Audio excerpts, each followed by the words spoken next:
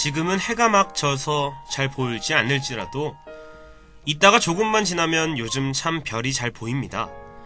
대삼각형 다들 들어보셨나요?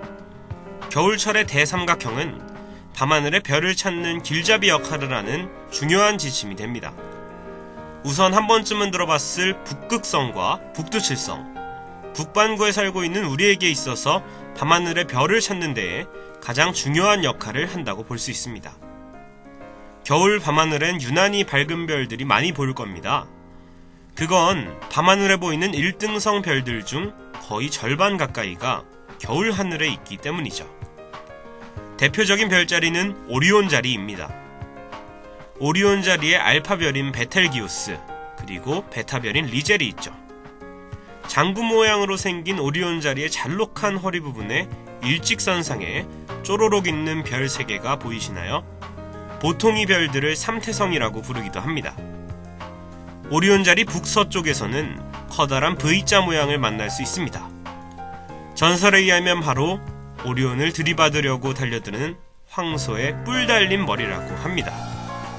황소 자리의 V자에서 유난히 밝은 별이 바로 알데바란이죠. 근데 왜 오리온을 들이받으려고 하냐고요? 여기에는 얽힌 전설이 있습니다. 노래 듣고 그 이야기 알려드릴게요.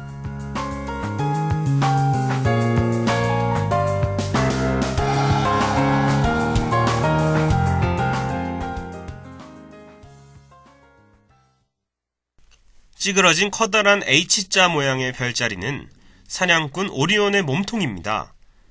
H자의 네 귀퉁이에 있는 별 중에서는 붉은 별 베텔게우스와 파란 별 리겔이 유난히 밝죠.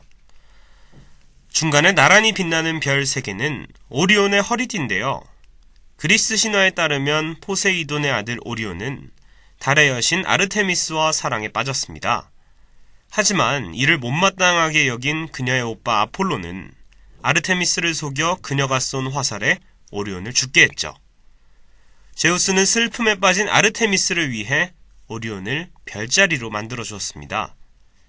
신화에 따르면 황소자리의 소는 제우스가 페니키아의 공주 에우로파를 유혹하기 위해 변신한 것이라고 합니다.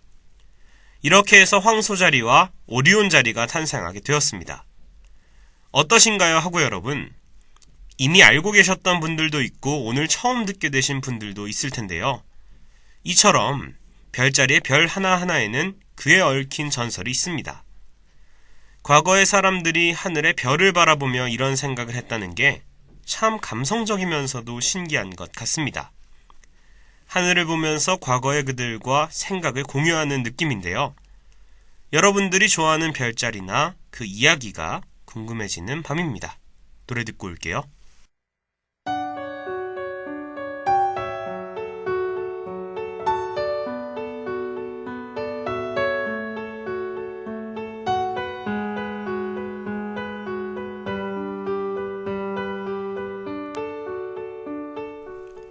겨울철의 별자리는 이 밖에도 큰 개자리, 작은 개자리, 궁수자리, 쌍둥이 자리, 개자리 등등 더 다양한 자리들이 있습니다.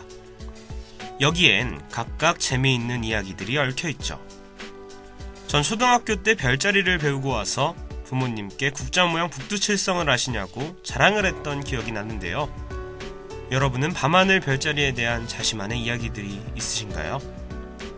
요즘은 별자리를 보러 다니려고 좋은 장소를 찾아다니는 캠핑도 유행이라고 해요. 유난히 별이 잘 보이는 곳이 있나봐요. 산 꼭대기라든지 탁 트인 곳들 말이죠. 저는 천체 관측하면 왠지 짙은 밤 숲속에서 모닥불 하나 켜놓고 담요를 덮고 망원경을 보는 모습이 상상이 됩니다.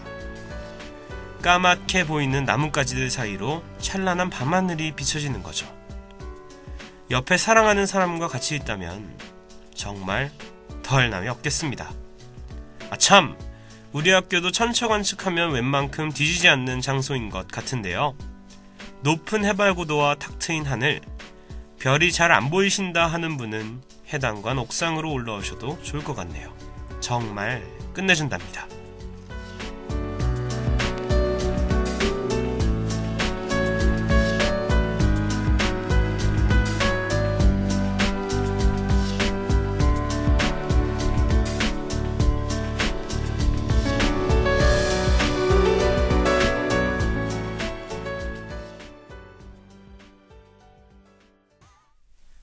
사실 별자리 책이나 그림들을 보면 그 별들을 이은 점과 실제 의도된 그림이 썩 닮아있진 않습니다. 여러분들도 어떻게 이 별을 보고 이 그림을 떠올리지? 하는 의문도 들곤 할 겁니다.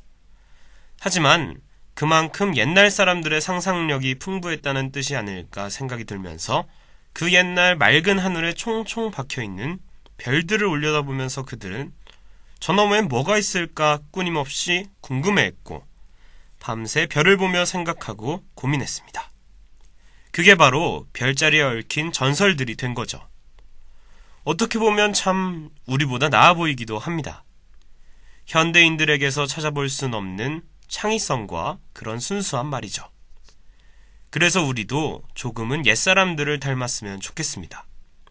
밤새도록 컴퓨터를 두들기던 공대생도, 논문을 읽다 지쳐 쓰러질 것 같은 어학도도 잠시 밤하늘의 별자리를 보면서 숨을 고르는 시간을 가질 수 있었으면 합니다.